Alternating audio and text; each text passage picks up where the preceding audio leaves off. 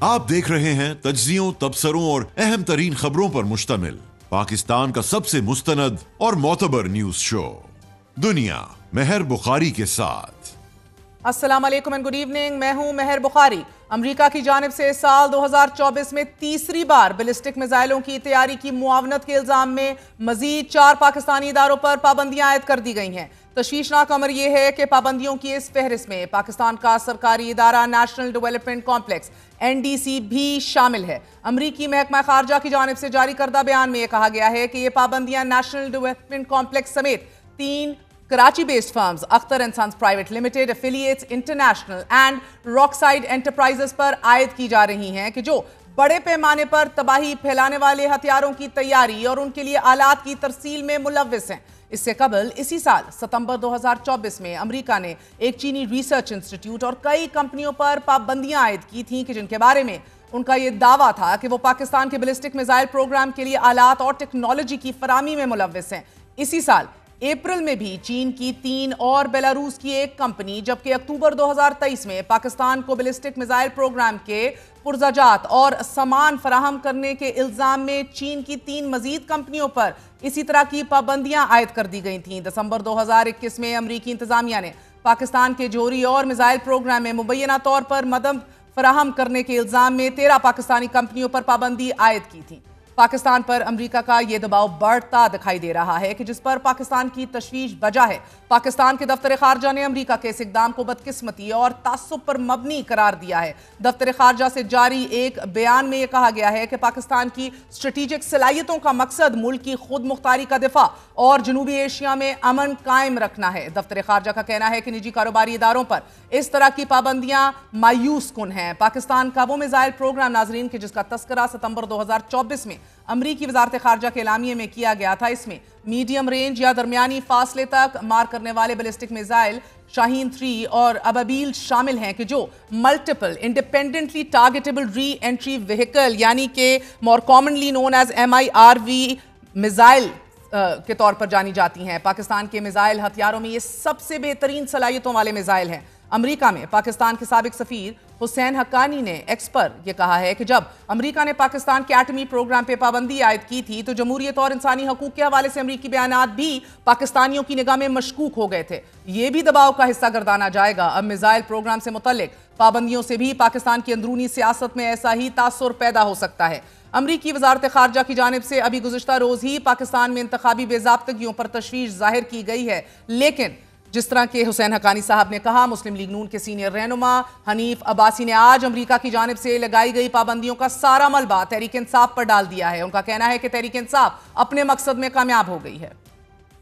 बिल्ली जो है वो थैले से बाहर आ गई है। PTI बहुत अरसे से जब से उनकी हुकूमत गई है तो वो करना चाहती थी सहयूनी ताकतों के जरिए, गैर मुल्की ताकतों के जरिए इस मुल्क को अदम इस्तेहकाम की तरफ धकेलना और इस मुल्क के दफाई अदारों के ऊपर और उनके न्यूक्लियर प्रोग्राम के ऊपर पाबंदियां लगवाना, ये सारा उस प्लान का हिस्सा है। PTI में, PLA में और ख्वारिज में कोई फर्क नहीं है और बहुत जल्द जो है ये अपने मंतकी अंजाम को पहुंचेंगे।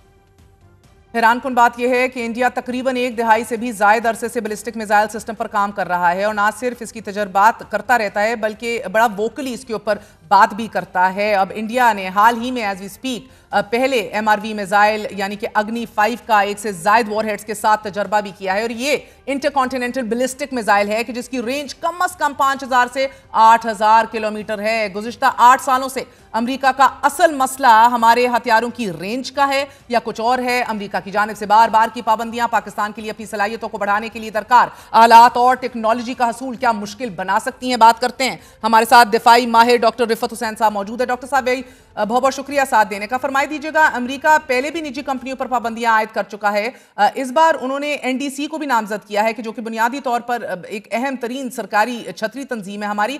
How seriously are you looking at this? जी शुक्रिया बहुत बहुत मेहर। मेरे नज़दीक ये पाबंदियाँ जो अमेरिका ने इस वक्त लगाई हैं, it marks the beginning of a new era of sanctions. अगरचे बाइडेन एडमिनिस्ट्रेशन की तरफ से ये पाबंदियाँ पाकिस्तान के ऊपर लगाई गई हैं, लेकिन उनकी इंटेंट बड़ी क्लियर है कि वो अपने जो मफादात हैं उसके तहफ़्फ़ुज़ के लिए जो लॉन्ग रेंज बैलिस्टिक मिसाइल्स हैं उनको ख़तरा समझते हैं और इसी वजह से NDC को भी इस खिस्से के तहत जो है वो सैंक्शन के ज़ुमरे में लाया गया है, पहली बात। दूसरी बात यह है कि ये पहली दफ़ा नहीं है कि किसी सैंक्शंस के तहत या पाकिस्तान के ऊपर दबाव बढ़ाने के लिए अमेरिका की तरफ से ये इकदाम किया गया है।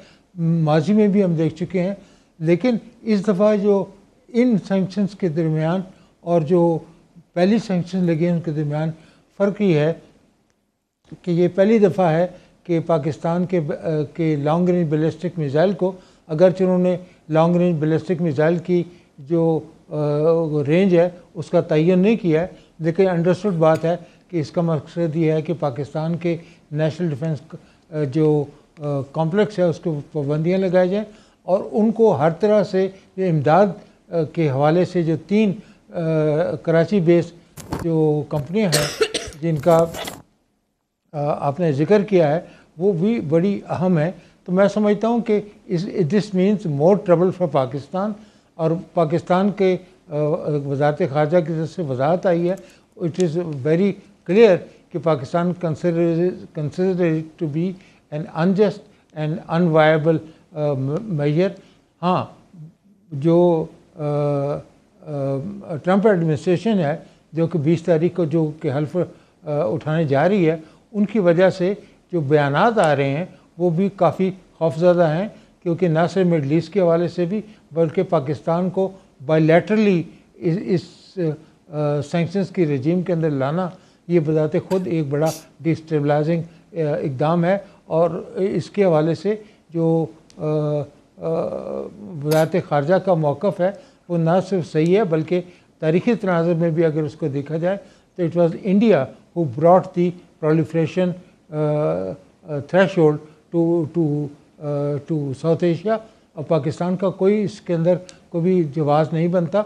और जैसे कि फॉरेन ऑफिस ने भी कहा है कि इसके हवाले से पाकिस्तान की जो दिफाई सलाहियत है उसको हर तरीके से मुतासर करना, but we can not just dismiss it as a शोर शराबा या एज ए गोल गपाड़ा, या ये है कि ये बाइडेन एडमिनिस्ट्रेशन की तरफ से जो पार्टिंग किक पाकिस्तान को डिलीवर की गई है इसकी बड़ी सीरियस लॉन्ग टर्म इम्प्लिकेशन भी हो सकती हैं, न सिर्फ रीजनल पीस के हवाले से बल्कि as a source of concern भी के लिए ये भी बड़ी एक इम्पॉर्टेंट बात है। और फाइनली मैं ये कहूँगा कि ये जो अमेरिका की तरफ से जो सैंक्शंस का खेल पाकिस्तान के ख़िलाफ़ खेला जा रहा है उसका एक बुनियादी मकसद ये भी है या एक साइड शो भी है कि जिसके हवाले से पाकिस्तान के ऊपर जो बैरूनी दबाव है, ख़ास तौर पे अमेरिका से जो उनका हमारा ये इत्तेहाद था जो थोड़ा बहुत महदूद हो गया था, उसको दोबारा रिवाइव करने की कोशिश है, उसको भी रखना अंदाजी हो सकती है। तो it can be read politically also, but I think it's more meaningful in terms of its strategic consequences for the region. और सर मुख्तसरन फरमा दीजिए, डोनाल्ड ट्रंप के ओथ से पहले ये सैंक्शंस पॉलिटिकली भी मीनिंगफुल हैं? जी बिल्कुल है, बिल्कुल मीनिंगफुल है। और ये भी देखें ना अमेरिका क्या कर रहा है, अमेरिका ये कर रहा है कि बाइडेन एडमिनिस्ट्रेशन के ऊपर ये पे छोड़ दिया जाए कि वो सैंक्शंस को कैसे लगाते हैं, लेकिन ट्रंप एडमिनिस्ट्रेशन जो है वो अपने हाथ में इनिशिएटिव रखना चाहती है कि अगर कल को हालात बदले, कल को उनको पाकिस्तान की ज़रूरत पड़ जाए अपने मफादात के तहफ़्फ़ुज़ के लिए, तो वो उन सैंक्शंस को वो नलीफाई भी कर सकते हैं। बहुत शुक्रिया डॉक्टर रिफत हुसैन साहब हमारे साथ मौजूद थे। This must be taken seriously as you heard the expert. एक छोटा सा वक्फा लेंगे, वक्फे के बाद बताएंगे 190 मिलियन पाउंड केस में महफूज फैसला और अहले खाना इस बात के ऊपर यकीन रखते हैं कि सज़ा यकीनी है।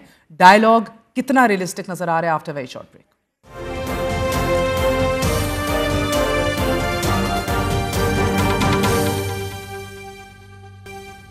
मुफाहमत और मज़ामत की बराबर लड़ी जाने वाली सियासी जंग का अगले 4 दिनों में फैसला हो जाने का इम्कान। मुज़ाकराती ऊंट किस करवट बैठेगा, इसके लिए मुज़ाकराती कमेटी से बाला हुकूमत और तहरीक इंसाफ के अलग से राब्ते, पसे पर्दा TORs की तैयारी भी जारी। जेल में इमरान खान से शाह महमूद कुरैशी, अली अमीन गंडापुर, सलमान अकरम राजा, शिबली फराज, फवाद चौधरी और शेर अफजल मरवत की मुलाकात। सिविल नाफरमानी के हवाले से अहम मुशावरत में तहरीक को फिलहाल मौखर करने की तजवीज़।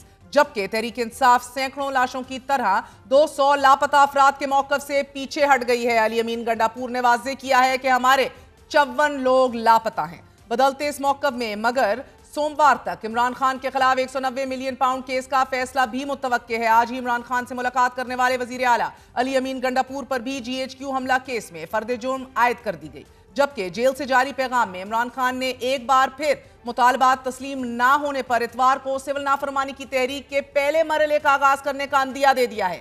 दो तरफा बराबर दबाव बढ़ रहा है और दबाव की इस कैफियत में दोनों फरीक एक दूसरे को मुज़ाकराती टेबल पर बिठाने के लिए कोशां हैं। इमरान खान ने कल की तरह आज एक बार फिर हुकूमत पर वाज़ेह किया है कि अगर अंडर ट्रायल सियासी कैदियों की रिहाई और 9 मई और 26 नवंबर के वाकयात की शफात तहकीकात के लिए जुडिशल कमीशन कायम नहीं किया जाता तो सिविल नाफरमानी के पहले मरहले तरसीलात ज़र की बॉयकॉट का आगाज कर दिया जाएगा। बैरून मुल्क पाकिस्तानियों से अपील की जाएगी कि पाकिस्तान के हालात आपके सामने हैं। मुल्क में जमहूरियत, अदलिया और मीडिया का गला घोंट दिया गया है और हर तरफ जबरो फस्तायत का दौर है, इसलिए तरसीलात ज़र के बॉयकॉट का आगाज करें। इमरान खान ने यह भी कहा है कि अवामी लीग के बाद तहरीक इंसाफ दूसरी जमात है कि जिसे इस किस्म के रियासती जबर का सामना है।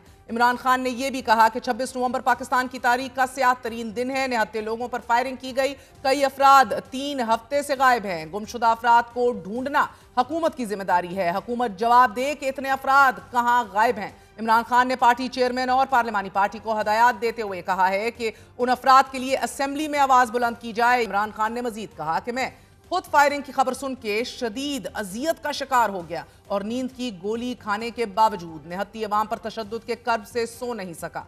जिन लोगों ने एक खिड़की और पत्ता तक नहीं तोड़ा उनको भी टारगेट किया गया। हमारे लोग बिल्कुल पुरअमन थे और कौमी तराना पढ़ रहे थे, जब तक जिंदा हूं 26 नवंबर को भूलने नहीं दूंगा। मुज़ाकरात के हवाले से भी इमरान खान का आज ये कहना था कि हम मुज़ाकरात की पेशकश का मजाक उड़ाया गया, ये तासुर दिया गया कि हमने घुटने टेक दिए हैं, मगर हमने मुज़ाकरात की पेशकश और सिविल नाफरमानी की तहरीक मौखर करने की बात मुल्क के वसीतर मुफाद में की थी। हुकूमत अगर इसमें दिलचस्पी नहीं रखती तो हमने भी मुज़ाकरात के लिए हुकूमत की कनपट्टी पर बंदूक नहीं रखी हुई।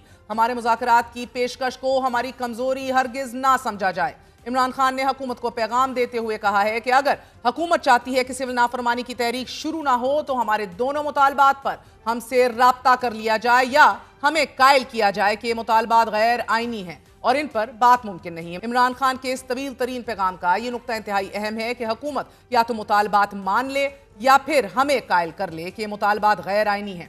और हुकूमत भी गुज़िश्ता 2 दिनों से यही पैगाम दे रही है कि टेबल पर बैठकर बात की जाए, वो अपने मुतालबात सामने रखें और हम अपना मुद्दा बयान करेंगे। नाज़रीन, आपको बताते चले आज ही शाह महमूद कुरैशी, अली अमीन गंडापुर और सलमान अकरम राजा, शिबली फराज, फवाद चौधरी, शेर अफजल मरवत समेत दीगर पार्टी क़यादत ने अडयाला जेल में इमरान खान से तवील मुलाकात की है। इमरान खान को सिविल नाफरमानी की तहरीक मौखर करने की तजवीज़ दी है। शाह महमूद कुरैशी ने भी इमरान खान को मशवरा दिया है कि मुज़ाकरात ही वाहिद रास्ता है, सियासी डायलॉग होने चाहिए। इसी तरह आज ही वज़ीर आला अली अमीन गंडापुर की इंसादे दहशतगर्दी अदालत में पेशी के मौके पर इमरान खान से पहली मुलाकात हुई। दूसरी मुलाकात जेल के अंदर हुई। जेल में होने वाली मुलाकात 1.5 घंटा जारी रही और इस मुलाकात में भी सिविल नाफरमानी की तहरीक के हवाले से मुशावरत की गई। मगर इस मुलाकात से पहले कमरा अदालत के बाहर सहाफियों से गैर रस्मी गुफ्तगू में अली अमीन गंडापुर ने इंकशाफ करके सबको हैरान कर दिया कि हमारे 200 लोग लापता थे, मगर अब लापता लोगों की तादाद सिर्फ 54 है। सैकड़ों लाशों के बाद अब तहरीक इंसाफ लापता अफराद के मामले पर भी पीछे हटना शुरू हो गई है। अली अमीन गंडापुर ने वाज़ेह पैगाम देते हुए कहा है कि जिनकी हुकूमत है वो इशारा देंगे तो मुस्बत रिस्पॉन्स भी आ जाएगा। जो हालात बन गए हैं ऐसे में पाकिस्तान के लिए सोचने पर मजबूर हैं। उम्मीद है कि सियासी जमातें गौर और फिक्र करके कोई लाहे अमल या कोई हल निकालेंगी और 21 दिसंबर तक दोनों अतराफ से मुस्बत पेशरफ्त की उम्मीद है। लेकिन ऑपोजिशन लीडर उमर अयूब बार बार इस शक का इजहार कर रहे हैं कि हुकूमत मुज़ाकरात में संजीदा नहीं, कि हुकूमत इस चीज़ में इंटरेस्टेड नहीं है, उनका कोई इसमें कोई दिलचस्पी नहीं है। तो हम किसी के पास नहीं जा रहे हैं। हमारी टीम जो है बनाई हुई है, किसने बात करनी है तो करें, नहीं करनी तो ना करें। ये हुकूमत स्टेप पहला लेगी। हम भीख नहीं मांगेंगे मुज़ाकरात की, क्योंकि हमारे साथ, हम समझते हैं हमारे साथ ज्यादती हुई है, ज्यादती हो रही है। उसको एड्रेस करने के लिए हुकूमत ने, ये हुकूमत की इंटरेस्ट में है कि मुल्क में एक वो आए तो उनको मुज़ाकरात की क्या फॉर्मली पेशकश करनी चाहिए। मुज़ाकरात करने हैं तो कर लें, नहीं करने तो ना करें। अपोजिशन लीडर के इस मौक़िफ़ के साथ साथ सूबाई वज़ीर इत्तलात बैरिस्टर सैफ पार्टी को ये मशवरा दे रहे हैं कि हुकूमत से मुज़ाकरात की बजाय ऑपोजिशन से बात की जाए। मुज़ाकरात हमारी वफाकी हुकूमत के साथ अभी नहीं शुरू हुए, कोई रस्मी तौर पर कोई बात अभी नहीं स्टार्ट हुई, लेकिन इस वक्त तो हमारी जो मैं समझता हूँ तरजीह होनी चाहिए, हम अपोजिशन जमातों के साथ मुज़ाकरात करें, हम हुकूमत के साथ ना करें। अपोजिशन जमातें वो जो पार्लियामेंट के अंदर हैं और वो भी जो पार्लियामेंट के बाहर हैं, उसके नतीजे में एक बेहतर पेशरफ्त होगी। मुज़ाकरात की उम्मीद के बावजूद मगर कन्फ्यूजन भी बदस्तूर मौजूद। ज़बरदस्ती मुज़ाकरात पर हुकूमत के बाज़ बुज़रा नाला, मगर स्पीकर एयाज सादिक सिर्फ मुज़ाकरात को ही मसले का हल करार दे रहे हैं। ज़राए बता रहे हैं कि मुज़ाकराती कमेटी की कोशिशों से अलग असद कैसर और स्पीकर एयाज सादिक के दरमियान बाज़ाब्ता राब्ते हैं। ये इतलात भी आ रही हैं कि असद कैसर कल तक अपने TOR एयाज सादिक के हवाले कर देंगे। पस पर्दा कुछ पेशरफ्त जरूर हो रही है, मगर इसके साथ साथ अदालतों में भी मामलात अपने आखिरी मरहले में दाखिल हो चुके हैं। इस्लामाबाद की एहतसाब अदालत ने कल साबिक वज़ीर आज़म इमरान खान और उनकी एहलिया के खिलाफ 190 मिलियन पाउंड की 8.25 घंटे मुसलसल समाअत करके फैसला महफूज कर लिया और अब सोमवार को फैसला सुनाना जाने का इम्कान है। वकील सफाई सलमान सफदर ने हतमी दलाइल में मौक़िफ़ अपनाया था कि सियासी इंतकाम का रेफरेंस है। यह ऐसा रेफरेंस है कि जिसमें रकम हसन नवाज के लिए जा रही थी, लेकिन वो मुल्जिम नहीं। ये रेफरेंस मखसूस जोड़े को निशाना बनाने के लिए बनाया गया। सियासी इंतकाम इस हद तक अंधा हो गया कि सोशल वर्क को भी निशाना बना दिया गया। मुल्जिमान की जेब में एक धेला तक नहीं गया और इस रेफरेंस में जाती फायदा लिया गया। ना ही रियासत को नुकसान हुआ बल्कि रकम पाकिस्तान आई। मीडिया से गुफ्तगू में वकील सफाई सलमान सफदर ने यह भी कहा कि इमरान खान को सिर्फ 3 जगहों पर परेशान देखा। इमरान खान साहब को मैंने खास तौर पे 3 मौक़ों पर खास तौर पे मैंने उनको अपसेट देखा विद दी प्रोसिक्यूशंस। जब जिले शाह का मर्डर हुआ तो बहुत अपसेट हुए कि ये हमारे साथी को मार के इन्होंने हमारे ऊपर मुकदमा डाल दिया। उसके बाद जब इद्दत और निकाह का केस आया तो वो उससे बहुत अपसेट हुए कि ये बिलो द बेल्ट था, ये केस कभी नहीं आना चाहिए था। बाकी 280 केस जो बने हैं चलो उनकी खैर है, मगर इद्दत और निकाह इज ए शेमफुल केस, ये नहीं बनना चाहिए था। तीसरा, मैंने खान साहब को रिएक्ट करते हुए हमेशा तब देखा है जब उनको करप्शन और डिसऑनेस्टी एट्रीब्यूट की जाती है, उस पर वो बहुत रिएक्ट करते हैं और वो कहते हैं ये मैं नहीं हूँ। 190 मिलियन पाउंड केस का फैसला सोमवार तक मुतवक्के है, मगर इमरान खान के अहले खाना और उनके साथियों को भी पहले से ही यकीन है कि इमरान खान को सजा हो जाएगी। काजी फाइज ईसा ने, आपको याद होगा, एक दफा इनको इशारा दे दिया था जज को। उसने ये कह दिया था कि ये खदशात हैं कि ये जो पैसे थे 190 मिलियन डॉलर जो मलिक रियाज ने पाकिस्तान दिए थे सुप्रीम कोर्ट के अंदर, ये पैसे शायद चोरी के हों। तो अब उसको बेसिस बनाकर ये जो यहाँ का जज है पक्का फैसला किया हुआ है, जज से लग रहा है पीर वाले दिन ये उनको सजा इमरान खान को इस केस में दे देंगे। पहले हम कहा करते थे केस की नवीयत को देख के कि कौन कब चुकेगा, अब हम अदालत की नवीयत को देख के अंदाजे लगा लेते हैं। जिस तरह ये फैसला है पीर को, अब अंदाजा लगा सकते हैं कि 14 साल की कैद जो है वो तैयार हो रही है खान के लिए, जिसके पीछे ये भी मुहर्रिक है कि ये मुज़ाकरात का जो सिलसिला शुरू होने वाला है वो भी मुतासर हो। हमारे साथ सीनियर मेंबर मुस्लिम लीग नून और मेंबर कौमी असेंबली हनीफ अब्बासी साहब मौजूद हैं। अब्बासी साहब बहुत बहुत शुक्रिया साथ देने का। फरमाई दीजिएगा सर कि इमरान खान ने आज बड़ा वाज़ेह पैगाम दिया है कि इतवार तक का टाइम है, कोई गनपट्टी पे रखकर मुज़ाकरात नहीं चाह रहे, ना ही घुटने टेकें। करना है तो कर लें, राब्ता कर लें, पैगाम भेज दें, वगरना फिर सिविल नाफरमानी की तहरीक भी चलाई जाएगी और फिर देखा जाएगा। अच्छा, इस तरह तो कभी किसी बच्चों ने भी ना सुलह नहीं की। छोटे छोटे बच्चे नहीं, हम स्कूल कॉलेज में हम लड़ जाते हैं, उस तरह भी नहीं की जिस तरह वो भीख मांग रहे हैं, मुज़ाकरात की भीख मांग रहे हैं। और उनको मालूम है कि जो इस वक्त सूरत हाल बनी पड़ी है और जो इन्वेस्टिगेशन हुई है, जो बंदा अब्बू जी पकड़े हुए हैं, मैं अब्बू जी कहता हूँ उनके यहाँ, जनरल फैज़ हमीद, हाँ, क्योंकि ये वालिद साहब कहा करते थे ना, आपको पता नहीं, उन्होंने कहा कि आर्मी चीफ जो है वो वालिद साहब के बतराती होते हैं, तो वो DGI थे, आपको पता, तो छोटे वालिद समझ लें। तो वो अपना जब पकड़े हुए हैं और खुरा जो है वो बानी PTA की तरफ जा रहा है, तो उस वक्त से उन्होंने शोर मचाना शुरू, हमसे मुज़ाकरात कर लें, हमसे मुज़ाकरात कर लें। हमने तो इनको ना कोई दावत दी है, ना कोई इनको बुलाया, ना इनको से पूछा है। और मेरा पॉइंट ऑफ व्यू, मैं अभी इस वक्त ये नहीं कह रहा कि हुकूमत ने स्ट्रेट फॉरवर्ड ये कह दिया। मेरा पॉइंट ऑफ, मेरी बहन, मेरा पॉइंट ऑफ व्यू उस वक्त से लेके मेरा आज की डेट तक यही है, डे 1 से, कि आप 9 मई की इन्वेस्टिगेशन करें और उसके अंदर जो कल्प्रिट हैं और मंसूबा साज हैं वो अपनी मंतकी अंजाम तक पहुँचे। उनमें से लोग अंदर से भी मिले हुए थे, बाहर से भी लोग थे, कोई रिटायर्ड भी थे, कोई हाजिर ड्यूटी भी थे, कोई पॉलिटिशियन भी थे। ये सारी चीज़ें अब वाज़े हो गई हैं और उनके नतीजे में ये खुरा जो है, मैं बार बार कह रहा हूँ, उधर बानी पीटीआई की तरफ जा रहा है। अब तो ये आप बात तो जुडिशियल इंक्वायरी की हक में बात कर रहे हैं, करनी चाहिए। मैं जुडिशियल इंक्वायरी की बात ही नहीं कर रहा, मैं तो केसेस की बात कर रहा हूँ, केसेस की। केसेस को तो एक मिनट छोड़ देना। नहीं, केसेस को मैं नहीं छोड़ना। वो यही कह रहे हैं इतवार तक जुडिशियल इंक्वायरियों की कॉल दे दें, मुतालबात मान जाएं। अच्छा सुने तो सही ना, बात तो सुने। मैं बिल्कुल आपकी बात समझ गया, लेकिन मैं जो बात कर रहा हूँ वो केसेस की बात कर रहा हूँ। ये मंतकी जहाँ तक पहुँचेगा, बाकी रह के जी इनके साथ मुज़ाकरात करना, इन्होंने खुद अपनी कमेटी बना दी है। ये इसी तरह ही है कि दूल्हा तैयार नहीं है तो दुल्हन खुद ही चल के आ जाए, ठीक है ना। ये इसी तरह की मिसाल है। दूल्हा तैयार नहीं है, दुल्हन खुद ही चल के आ जाए, ठीक है ना, अपने आप को खुद ही रुखसत करके घर पहुंचा दे, जी ठीक है ना। ये इस तरह की बात है। लेकिन कहने से मुराद ये है कि ये जो कहते हैं गन पॉइंट के ऊपर कि इतवार तक सिविल नाफरमानी की तहरीक जो है वो हम चला देंगे अगर हमसे मुज़ाकरात न किए तो, यही है ना जी। तो भाईजान हम आपसे मुज़ाकरात गन पॉइंट पे करने के लिए तैयार भी नहीं है, और जब तक आप मंतकी अंजाम तक नहीं पहुँचते उस वक्त तक भी करने के लिए तैयार नहीं, ठीक है। और आपने जो सिविल नाफरमानी की तहरीक 2014 में की थी और तीसरे दिन घर का बिजली का बिल जो है वो जमा करवा दिया था, तो मैं कहता हूँ कि आप फिर दोबारा शौक पूरा कर लें। अभी तो 35% पहले मरहले में तो बाहर से आने वाले ओवरसीज पाकिस्तानियों को ये रिक्वेस्ट कर रहे हैं, अपील कर रहे हैं। इन्होंने 2014 में भी पाकिस्तानियों को मुखातिब किया था ना कि आप हुंडी के जरिए पैसा भेजें, ठीक है, ये कहा था ना, मुझे याद है। जी, फिर कहा था कि बिजली के बिल जमा ना कराएं, टैक्स ना दें, आग भी लगाई थी, ठीक है, खुद आग लगाई, पता नहीं वो बिल किसका था, अपना तो तीसरे दिन जमा हो गया था। वो तीसरे दिन दम तोड़ गई थी और किसी ने कोई उनकी कान पे जूं तक लोगों की नहीं रेंगी थी। सर ये मेरे लिए बड़े चौंका देने वाला। फाइनल बात कर, फिर आप क्वेश्चन कीजिएगा। आपने उस वक्त भी सिविल नाफरमानी की शौक पूरा किया था, अब भी सिविल नाफरमानी का शौक पूरा कर लें। जहां तक रह गया आपके साथ बैठ के बात करना, तो आपके साथ बैठ कर बात करना इसी तरह ही है, ये जैसे आप BLA के साथ या ख्वारिज के साथ बात करते हैं। सर आपने फितनातुल सियासत भी इनको आज कहा, जी, फितनातुल आज मुमासिलत तहरीक इंसाफ, जिस तरह हम लड़ाई लड़ रहे हैं ना फितनातुल ख्वारिज के बाद, इसी तरह हम लड़ाई लड़ रहे हैं अब फितनातुल सियासत के खिलाफ।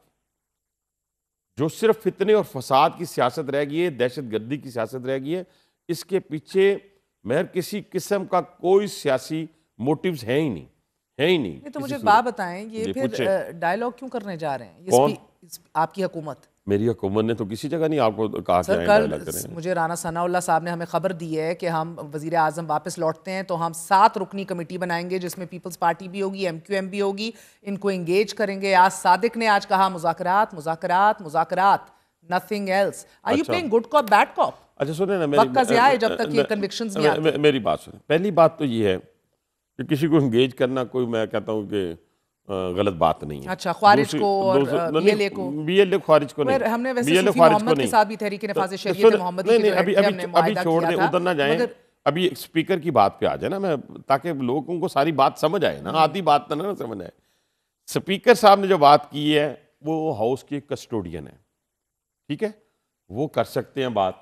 वो अपना जो भी अपने चैम्बर की बात की है, उन्होंने अपने घर की बात की है, वो कस्टोडियन है, करें बात, हमें क्या एतराज है। राना सनाउल्लाह साहब ने जो ऑफर दी, अब राना साहब ने जो ऑफर दी है, अभी तक ये ऑफिशियली किसी सूरत भी बात बाहर नहीं आई, किसी जगह पार्टी के अंदर तय नहीं हुई, हुकूमत के अंदर तय नहीं हुई कि हमने मुज़ाकरात बैठ के करने हैं, कोई कमेटी बनानी है, क्योंकि जो ऑफिशियल तर्जमान है वो हैं भी अता तारड़ साहब, ठीक है जी। और अगर उधर से कोई बात आती है तो फिर भी मैं मानने के लिए तैयार नहीं।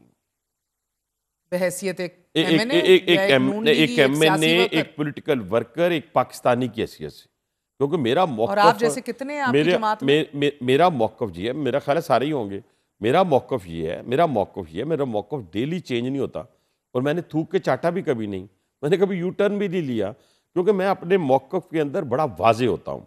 और मैं आपके साथ 3-4 नहीं, काफ़ी सारे प्रोग्राम मैंने किए, और उनके अंदर मेरा एक ही मौक़िफ़ था। आप बल्कि मुझे बार बार कहती थी लेकिन शायद कि मौक़िफ़ मेरा भाई चेंज कर ले, लेकिन मैंने अपना मौक़िफ़ चेंज नहीं किया। मैं समझ रहा हूँ ना, मैं कह रहा हूँ, मैंने तकरीर कल भी की नेशनल असम्बली के अंदर कि ये जो हमारे बलूंगड़े बैठे हुए हैं, ये जो बच्चे बैठे हुए हैं, इनको तो पता ही नहीं है कि बानी PTI कहाँ से ऑपरेट हो रहा है। देखिए ना, जहाँ से ऑपरेट हो रहा है आपको पता ही है। देखिए इस वक्त सारी की सारी ऑपरेट हो रहे हैं, बताइए। आप जितनी गैर मुल्की ताकतें हैं, मैं गैर जिम्मेदारी का मुजाहरा नहीं करूंगा ना, मैं बानी PTI थोड़ी हूँ। जितनी गैर मुल्की ताकतें हैं जो BLA के साथ खेल रही हैं, जो ख्वारिज के साथ खेल रही हैं यानी इन्वेस्टमेंट कर रही हैं, वही आप तो पीटीआई पे और भारत फंडेड इनको कह रहे हैं। जी वो पीटीआई, हाँ वो तो फॉरेन फंडिंग का केस किया था ना मैंने, उसके अंदर तो मैंने साबित भी किया था ना। वो तो अलहदा बात है, गुड टू सी यू वालों ने उसको छोड़ दिया, वो एक अलहदा इशू है, उसको नहीं मैं इसको छेड़ता। बड़ा नाजुक सूरत हाल है जहाँ से हम गुजर रहे हैं इस वक्त और जो मैं बातें आपसे कर रहा हूँ। तो इस वक्त जो इन्वेस्टमेंट है, बाहर बैठी हुई जो फैक्ट्रियाँ काम कर रही हैं, ये अरबों डॉलर में काम कर रही हैं ना। अगर आपने 10 जो है आपने फर्म्स जो हैं हायर की हैं इसके लिए कि आप लॉबिंग करेंगे, लॉबिंग फर्म्स आपने हायर की हैं 10, और उन्होंने अगर लॉबिंग करके 150 कांग्रेसमैन को बात की, तो वहाँ तो कांग्रेसमैन आपको पता है ना बिकता है, वहाँ तो इन्वेस्टमेंट होती है उनके ऊपर। और वही कांग्रेसमैन जो है उन्होंने तो इजराइल के हक में और बानी पीटीआई के हक में जो है वो रेजोल्यूशंस पास कर दी। क्या बात है। और फिर वही लोग जो हैं वो गोल्डस्मिथ के साथ जाके उनके रिलेशन मिलते हैं और वहाँ से इन्वेस्टमेंट और इजराइल से इन्वेस्टमेंट, ये सारी इन्वेस्टमेंट मिल के आज बिल्ली जो है वो थैले से बाहर आ गई। यानी कल बिल्ली थैले से बाहर आ गई और जिस तरीके से सैंक्शंस लगी। आपने बड़ी तवील तरीन प्रेस कॉन्फ्रेंस की, कैलिफोर्निया प्लान 2023। जी कैलिफोर्निया क्या प्लान है? ये कैलिफोर्निया प्लान में अगर आप गूगल पे जाएंगी और जाके ढूंढेंगी तो आपको वो प्लान सारा नज़र आ जाएगा, जिसके अंदर मेन जो किरदार था वो है, आपको पता है, सज्जाद बरकी जो फर्स्ट कज़न है। आपने सारी डिटेल्स दिखाई हैं। फर्स्ट कज़न है, नहीं वो आपको भी फिर आपने क्वेश्चन किया मोटा तो वही ना, वही कह रहा हूँ, कैरेक्टर का नाम ले रहा हूँ ना आपके सामने।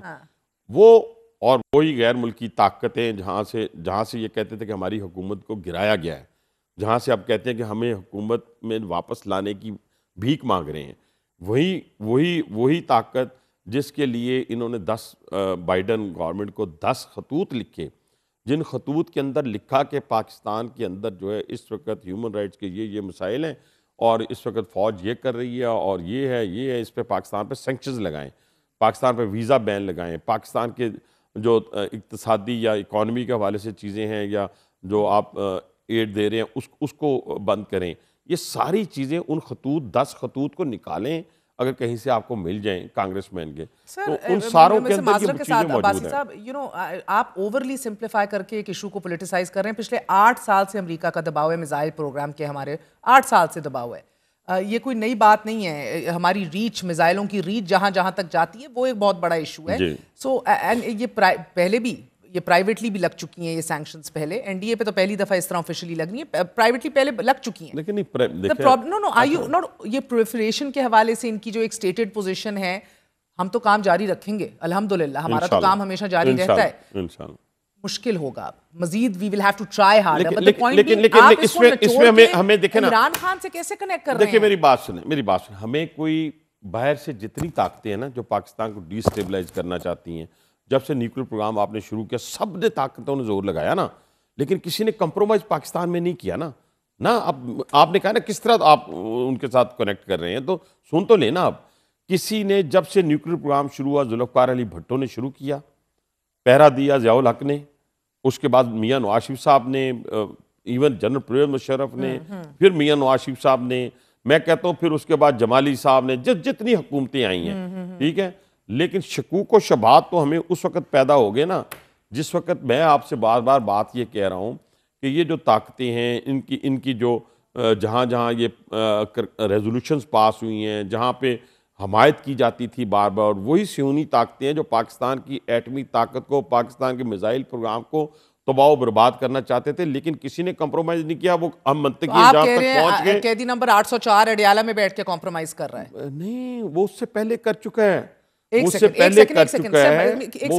कर चुका है। तो अगर आप समझे अमेरिका ने उसे नहीं निकाला, आपकी लेजिट थी, बड़ी ऑर्गेनिक वोट ऑफ कॉन्फिडेंस था आपको कोई ना बाजवा ना फैज, कोई आप लोगों को हेल्प नहीं कर रहा था, इकट्ठा नहीं कर रहा था, किसी से कोई पसे पर्दा मीटिंग्स नहीं हुई, बड़ा ऑर्गेनिकली काम हुआ। लेट्स अज्यूम दैट अगर ये सारा कुछ करके देना चाह रहा है तो सर बाइडन को खत क्यों लिख रहा होता? अभी तक तो बाइडन दावा बोल चुका होता आप लोगों के ऊपर, या आपके ख्वाजा आसिफ ऑन रिकॉर्ड कह चुके हैं कि हम तो अफोर्ड ही नहीं कर सकते नाराज करना अमेरिका को, हम वेंटिलेटर पे इकोनॉमी चल रही है। मैं खाया साहब की, देखिए मेरी बुजुर्ग भी हैं और उम्र के उस हिस्से में हैं कि वो बेचारे हो सकता है घबरा गए हों, मैं नहीं कहता, लेकिन एक मुल्क के डिफेंस मिनिस्टर को ये तो कहना ही नहीं चाहिए। हमारी खुद मुख्तारी। ऑपोजिशन में थे ना अल्हम्दुलिल्लाह सर, आज डिफेंस मिनिस्टर तो कह रहे हैं अब खुद मुख्तारी याद आ रही है ख्वाजा साहब। नहीं, वो मेरा ख्याल है आजकल भी उन्होंने या पुरानी माजी में कहा जब ऑपोजिशन में थे, कोविड का टाइम था, इन्होंने कहा अमेरिका को तो हम नाराज कर ही नहीं सकते, वेंटिलेटर पे हमारी तो मजाल नहीं है ये काम करने की। महर, इसके हवाले से ना पूरी कौम को, ये बच्चों को, ये सबको ये बताना जरूरी है। देखिए नहीं, हमें इनको कंफ्यूज नहीं करना। देखिए पहली बात तो ये कि जो मैंने बात की है उसको जरा मेहरबानी करके आप भी एक्नॉलेज कर देंगी तो आपका हिस्सा भी डल जाएगा इस मुल्क की सालमियत में। नहीं सर, और सुन हिस्सा डालूंगी। नहीं इस तरह ना करें फिर। आप देखें ना, आप मैंने देखिए मैं सवाल का जवाब दे रहा हूँ, मेरी बात तो सुने ना। कहने से मुराद ये है कि पाकिस्तान में किसी हुकूमत ने कंप्रोमाइज नहीं किया, वही दबाव था ना, इससे ज्यादा दबाव था। वो इतना कॉम्प्रोमाइज कर रहा था कि उसको एक सेकंड उसको रोकने के लिए, उसको इन प्लेस रखने के लिए भी नहीं अमेरिका ने किरदार अदा किया। फिर वो पाबंदी सलासल हो गया तो उसको बाहर निकालने में भी बाइडेन ने कोई किरदार अदा नहीं किया। ये चलती है चीजें, ये नहीं सेंस अभी भी। अगर आपको 2023 का कैलिफोर्निया का प्लान बता दिया, अभी एक वीडियो और अभी एक और वीडियो मैंने चलाई थी, नंबर 804 भी एक लंदन प्लान का बताता है। चले फिर एक लंदन प्लान है तो फिर अगर आप लंदन प्लान को भी मान रही हैं ना तो फिर कैलिफोर्निया कोई प्लान नहीं बनता। नहीं, हमें लंदन प्लान में और कैलिफोर्नियन प्लान में फर्क महसूस होना चाहिए। अच्छा, ठीक है, वो मुल्क की सालमियत से खेलने का प्रोग्राम। ठीक है, मैं आपको ये जो दूसरी वीडियो और लंदन प्लान हमारे वो तो था ही ना, वो तो था ही नहीं ना। मैं तो आपकी वजह से मान रहा हूँ, मैं तो आपकी वजह से मान रहा हूँ ना, मैं तो आपको अज्यूम कर रहा हूँ ना, की वजह से मान रही हूँ। दोनों प्लानों को मान के सामने रख रही हूँ। इस तरह ना करें। एक को अमलन होते देखा है और एक आप कह रहे हैं खदशा है। दूसरी वीडियो एक चलाई, देखिए वहाँ पे वो जो एक खातून है, बड़ी इनके CSE की मेंबर भी है, वहाँ PTA के ऑफिशियल्स में भी हैं, वो उनका नाम पोडियम में खड़े होकर बड़ी बात कर रही हैं और वो कह रही हैं कि सख्त बात कर रही हैं कि भाई मुनाफकत कर रहे हो तुम लोग बाइडेन एडमिनिस्ट्रेशन। जी बिल्कुल, हाँ। और आपने जो है इन पे सैंक्शंस लगानी है और इस फौज की और ये सारी चीज़ें। ठीक है, अगर आपने ना लगाई तो ये आपके इंटरेस्ट में नहीं होगा। यानी पाकिस्तान के इंटरेस्ट में है कि हमारा मिसाइल प्रोग्राम और हमारा एटॉमिक प्रोग्राम जो है वो हम उसको लेके चलें। और इसी वजह से देखें ना, मैं अर्ज करूं पूरी सर, दुनिया अच्छा हम बहुत ज्यादा उसमें उलझ जाएंगे। मैं अर्ज करूं सर, एक अगर आप इसी में जरा मुज़ाकरात पे आऊं सर, ये रेंज ऑफ दी सैंक्शंस जो है ना, ये बहुत परेशान कौन है। दे आर वरीसम, प्राइवेट भी हैं, आपकी सरकारी एंटिटीज भी इसके अंदर इन्वॉल्व हो रही हैं, एंड दे आर वरीसम। इसको इतना लेकिन इस पे शादियाने नहीं, इस पे शादियाने पाकिस्तानी होने के नाते से देखिए, हिंदुस्तानी मीडिया तो बात करे, हिंदुस्तानी पॉलिटिशियन बात करे, कोई और शहूनी ताकत बात करे, कोई खुश हो, कोई ट्वीट करे, मुझे ये बताएं। आपकी इस बात में सर, इस बात में वजन है जब आप लोग अगर कहें कि सोशल मीडिया का मिसयूज है या टॉक्सिसिटी फैलाई जाती है या एक्सट्रीम यूजेज। आई अंडरस्टैंड, हम रोज सवाल करते हैं, रोज लोतेड़ते हैं कि ये नहीं हो सकता कॉल ऑफ फेल में तजाद। ठीक है, थैंक यू। अब आ जाए मुज़ाकरात, अब आ जाए इसके ऊपर सर। अब मुझे बताएं आप लोग कौन सी गेम खेल रहे हैं? आप इनको फितनातुल सियासत कह रहे हैं, आप कह रहे हैं हमें भीख मांग रहे हैं, दुल्हा तैयार नहीं है, तुतकार रहे हैं इतने कॉन्फिडेंस के साथ। सर वो सीनियर एडवाइजर है राना सनाउल्लाह, मैंने कोई रैंडम इंसान नहीं है। वो कह रहे हैं हम कमेटी बना रहे हैं, हम बात करते हैं बिस्मिल्लाह कीजिए। आज़म नज़ीर तारड़ अल्लाह अल्लाह करके कह रहे हैं कि अल्हम्दुलिल्लाह बेहतरीन काम हो गया। लेकिन मैंने उसी असेंबली के अंदर मैंने भी बात की, मैं आपके सामने तो नहीं कर रहा ना। ये क्या है? ये by strategy good cop bad cop है। अभी मेरी बात सुने, देखिए ना, एक तो अभी तक लगा है एंगेजमेंट के अंदर कोई संजीदगी नहीं है। नहीं, मेरी बात सुने, अभी तो आपने जो बात की ना, देखिए कल तक ये लोग इस पाकिस्तान को बदनामी के उस जगह पे लेके जाना चाहते थे जहाँ से वापसी ना हो, लेकिन अल्लाह ताला का फजल करम है इस पाकिस्तान के ऊपर, ये क़यामत तक इंशाअल्लाह तक रहती दुनिया तक कायम और दायम रहेगा। इनकी साजिशों से, इनकी इक़्तिदार की लालच से कभी ये पख्तून काट कहते हैं मैं फायरिंग की खबर सुन के सो नहीं सका, नींद की गोली लेनी पड़ी मुझे रात को जेल में, और मैं जब तक जिंदा हूं मैं खामोश नहीं करूंगा। अगर पहली बात ये है, एक बात मैं अभी एक और बात, जो इनका बयानिया बनता है ना झूठ पर मबनी, और जो झूठ पर मबनी इन्होंने बयानिया बनाया, मैं उसकी पूरी डिटेल्स मेरे पास हैं, पूरी डिटेल्स। यानी इनका यहाँ से शुरू हुए, ज़रा सुनते जाइएगा। कोई 1000 के करीब इन्होंने कहा कि डेथ्स हैं 1000 के करीब, ठीक है जी। उसके बाद आते आते आते आते वो कभी 500 पे, कभी 300 पे, ठीक है, आते गए। फिर उन्होंने कहा कोई 8000 के करीब हमारा जो कारकुन है वो मिसिंग है। सुनती जाए बहन, सुन रही हूँ, सब सुन रही हूँ। वो 8000 मिसिंग है। आज ऑफिशियल स्टेटमेंट वो 200 हुआ फिर, ठीक है, वो 200, मैं वही अर्ज कर रहा हूँ ना, फिर वो घटते घटते आज जो है वो 200 हो गया। और वो 200 की जो लिस्ट जारी हुई है उनमें से आधे से ज्यादा रिहा जो मैं अभी लेके आया हूँ, मेरे पास डिटेल्स हैं, और आधे जो हैं मतलब 100 के करीब, कोई 25 इस जेल में हैं अटक में, 50 डयाला में है, 25 जेलम में है, बाकी रिलीज हो गए। 54 है अली अमीन गंडापुर कह रहे हैं अब, क्या मिसिंग पर्सन, लापता अफराद अब अपने, वो उधर पहले 200 बता रहे थे। नहीं, वो उधर है ना, जेलों में है, उनकी डिटेल्स आ गई है ना। नहीं, 54 की डिटेल्स अभी तक मेरे पास है ना, मैं दे दूंगा अभी आपको। आप चीफ मिनिस्टर को कॉल करें फौरन। चीफ मिनिस्टर किसको? पंजाब को? गंडापुर सर, मरियम साहिबा को कॉल करके आपने क्या करना है? नहीं, फिर मैं वही कह रहा हूँ, तो पंजाब को तो नहीं करना, तो उसको मैं क्यों फोन करूँ? उसे बताएं सर कि 54 की तफसीलात भी मेरी जेब में है। उनको मैं दे देता हूँ ना, मैं भेज देता हूँ, आप उन्हें व्हाट्सएप कर दे, मेरा तो ताल्लुक ही नहीं है। ठीक है ना, हम खबर चलाते हैं, हनीफ अब्बासी के पास 54 की मालूमात जी, मालूमात है, चला दें। तो अब 0/0 लापता हो गए। कोई लापता नहीं है। देखिए ना, इस्लामाबाद मैसेकर करार दिया, देखिए मेरी बात सुने, कितनी बदनामी। Straight firing? नहीं, कोई फायरिंग नहीं हुई। फायरिंग करने वाले, देखिए मेरी बात सुने, बड़ा अफसोस होता है मुझे उस वक्त जब आपने देखा होगा कि एक सुसाइडर को तैयार किया जाता है ना, जैसे मैं कहता हूँ 9 मई एक मनसूबा साजी थी, और फिर कल्प्रिट्स थे, फिर ये थे, इन्वेस्टमेंट थी। इसी तरह आप देखें जो 3 रेंजर्स के एहलकार शहीद हुए हैं, उसको भी एक सुसाइडर ने शहीद किया ना। सुसाइडर कैसे कहूँगा मैं, जब उसका स्टेटमेंट लिया गया, उसका रिटन स्टेटमेंट है पुलिस वालों के पास, उसने कहा जी मैं बानी पीटीआई की तहरीरों को पढ़ के, बानी पीटीआई के बयानात को पढ़ के मेरे जहन के अंदर ये खलफशार पैदा हुआ कि ये हमारे दुश्मन है। ये ले लेना, शायद इस वक्त अदालती वजह से या कानून की किसी वजह से वो पब्लिक ना कर रहे हों, वो आ जाएंगे से जब उसको ट्रायल होगा, शुरू होगा।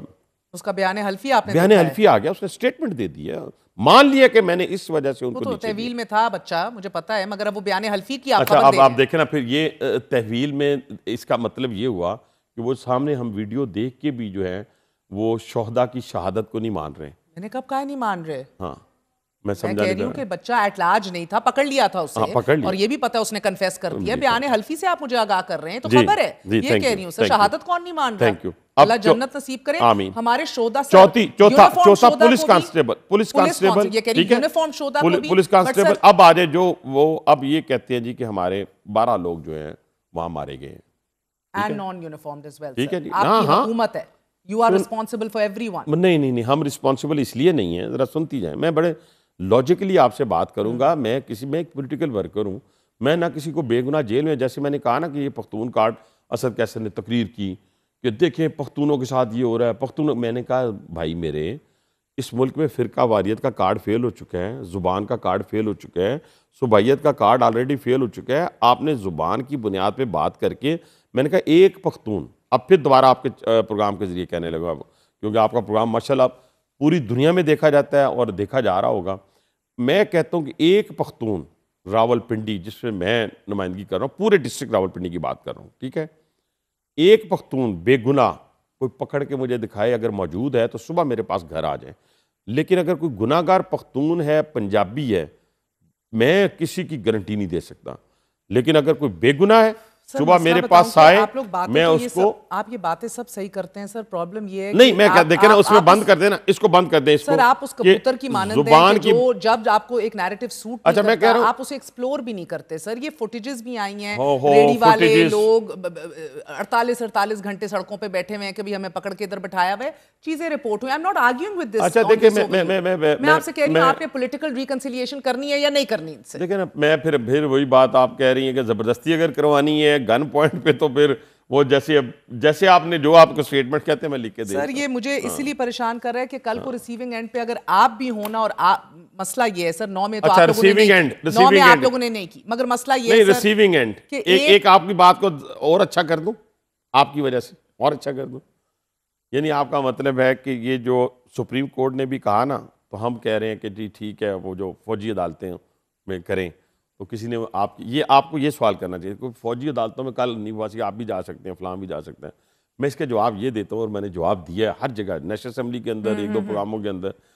मैंने कहा खुदा न खास्ता, मैं एक मिसाल देता हूँ, हमने भुगता हुआ है ना कि मेरा बेटा, मेरा भाई या मेरी फैमिली मेम्बर में से फ्यूचर के अंदर कोई हमजा कैंप के ऊपर हमलावर होता है, GHQ के ऊपर हमलावर होता है, कोर कमांडर पिंडी के घर में जाता है, तो जाए ना फौजी अदालत में, क्यों ना जाए, बिल्कुल जाए, और मैं नहीं चीखूंगा, मैं नहीं पुकारूंगा। ये मजाक है, ये मुल्क के साथ मजाक है, देखिए ना, ये मजाक अगर हमने करना है, देखिए मेरी बात सुने, हम कैसे तरस खा रहे हैं आपने कि 14 अब्बासी साहब मजाक नहीं है, इसको कोई इस मुल्क में मजाक नहीं गर्दानता। मगर मजाक आप लोगों ने अपनी सियासत से इसको बनाने की कोशिश जरूर की है। जिसने प्रेस कॉन्फ्रेंस की है उसको आपने खुला छोड़ दिया है, जिसने बाहर निकल के जहांगीर तरीन का हाथ पकड़ा है आपने उसको आशीर्वाद दे के हलाल कर दिया। बिल्कुल ठीक है, ये गलत है सर, ये बात कन्विक्शंस टाइम अब मैं इस पे आपसे आर्गू नहीं करूंगा, इस पे मैं आपसे आर्गू नहीं करूंगा। पॉलिटिसाइज होना ही नहीं चाहिए था। मेरी बात बिल्कुल फाइल लगा दें सर जिसके ऊपर सबूत है आपके पास। मैं पागल थोड़ी हूं कि मैं आपसे कहूंगा मुझे 2 खबरें चाहिए आपसे सर। दो खबरें ले लें। मुझे पहले बताएं फैज हमीद का ट्रायल कब तक रैप अप होते देख रहे हैं? बहुत जल्द। यानी तो मैं नहीं बता सकता, मैंने तो नहीं करना। मुझे जनवरी 2025 का पता है, लग रहा है आपको ये? तकरीबन। और उसके बाद इमरान खान को भी मिलिट्री कोर्ट में ट्राई होते देख रहे हैं? मैं देख रहे हैं। लास्ट एंड फॉरमोस्ट मंडे को 190 मिलियन पाउंड का फैसला महफूज है, सुनाया जा रहा है। सजा देख रहे हैं? मेरा ख्याल 7 साल 14 साल मुकम्मल। ये मैं नहीं कह सकता, अगर सजा होती, लेकिन ये है कि अगर जज जो फैसला करेगा ठीक है। और सजा ही लग रही है आपको? मुझे मेरा ख्याल है कि हो रही। बहुत बहुत शुक्रिया हनीफ अब्बासी साहब, always a pleasure. A very short break, we are going to be right back.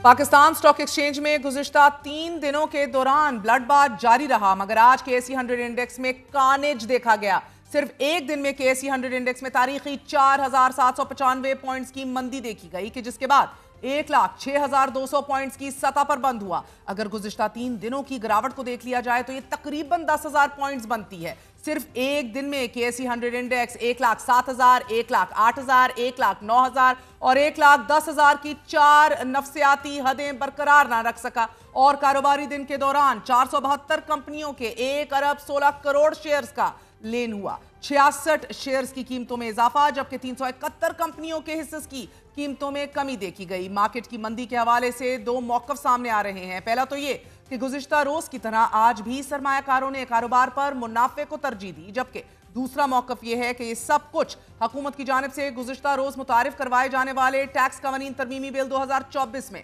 सख्त इक़दामात की वजह से हो रहा है। AKD सिक्योरिटीज के डायरेक्टर रिसर्च आवेश अशरफ का कहना है कि नॉन फाइलर्स को हदफ बनाने और म्यूचुअल फंड्स में सरमायाकारी या बैंक अकाउंट्स बरकरार रखने की इन सलाहियत को महदूद करने से मुतल्लिक कौमी असेंबली में पेश किया गया ये बिल सरमायाकारों में तशवीश और पैनिक पैदा कर रहा है। हुकूमत ने फैसला किया है कि इस बिल की मंजूरी के बाद नॉन फाइलर्स ना तो अकाउंट खोल सकेंगे और ना ही मुकर्ररा हद से ज्यादा पैसे अकाउंट से निकाल सकेंगे, और ये मालूमात FBR बैंकों के साथ भी शेयर करेगा। तरमीमी बिल में नॉन फाइलर्स के लिए एक नई इस्तिलाह यानी कि नाअहल अफराद मुतारिफ करवाई गई है। मुजवजा तरमीम में सेल्स टैक्स रजिस्ट्रेशन ना कराने पर बैंक अकाउंट्स मुंजमद किए जाएंगे और ऐसे अफराद पर प्रॉपर्टी ट्रांसफर पर भी पाबंदी होगी, जबकि मुंजमद शुदा bank accounts sales tax registration और चीफ कमिश्नर के पास अपील मंजूर होने के 2 दिन बाद गैर मुंजमद किए जाएंगे। नाज़रीन, इसके अलावा नॉन फाइलर्स 800 सीसी से जायद हॉर्स पावर की गाड़ी भी नहीं खरीद सकेंगे।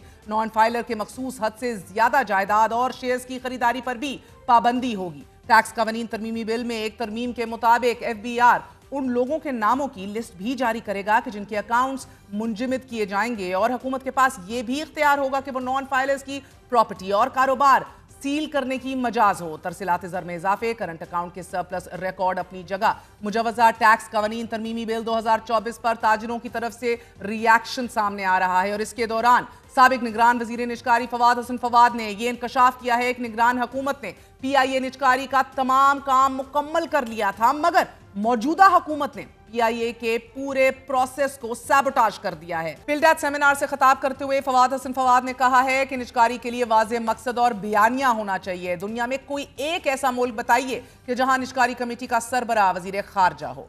उन्होंने मजीद कहा कि पाकिस्तान के मौजूदा वजीर आजम बड़ी हुकूमत पर यकीन रखते हैं। हमें ऐसी हुकूमत चाहिए कि जो छोटी हुकूमत करने पर यकीन रखती हो। PIA निजकारी के दौरान 8 बड़े ग्रुपों को निकाल कर एक ऐसे ग्रुप के साथ बात की गई कि जिसका ट्रांसपोर्ट और कम्युनिकेशन में कोई तजर्बा ही नहीं था। फवाद हसन फवाद की तंकीद इस वजह से भी अहम है क्योंकि बतौर निगरान वजीर निजकारी फवाद हसन फवाद का मानना था कि PIA को किसी सूरत बंद नहीं करेंगे, बल्कि निजकारी के ज़ेर इल्तवा अमल को भी मुकम्मल किया जाएगा। PIA जरूर होगी, PIA बंद नहीं होने जा रहा, मेरी ये एश्योरेंस आपको। We have already worked out a way how to keep PIA flying. जिस दिन मैं आया था उस दिन PIA बंद होने वाली थी और मुझे पहले दिन वजीर आजम ने जो डायरेक्शन दी केयरटेकर प्राइम मिनिस्टर ने, वो यही दी कि हमने किसी भी सूरत में PIA को ग्राउंड नहीं होने देना। फवाद हसन फवाद की जानिब से हुकूमत पर तनकीद एक ऐसे वक्त में की गई है कि जब 31 अक्टूबर को PIA निजकारी के लिए जब बोली खोली गई तो सिर्फ एक कंपनी की जानिब से बोली मौसूल हुई, और वो भी सिर्फ 10 अरब रुपए की, कि जिसे निजकारी बोर्ड ने मुस्तरद करते हुए नई तजवीज़ पेश करते हुए मामला काबीना कमेटी और वफाकी काबीना के साथ रख दिया। फवाद हसन फवाद पहली शख्सियत नहीं कि जिन्होंने PIA निजकारी ना होने की जिम्मेदारी मौजूदा हुकूमत पर आयद की हो और इसाक डार को हरफ तनकीद बनाया हो। इससे कबल साबिक वजीर निजकारी मोहम्मद जुबैर भी इसाक डार साहब को PIA की निजकारी ना होने की वजह करार दे चुके हैं।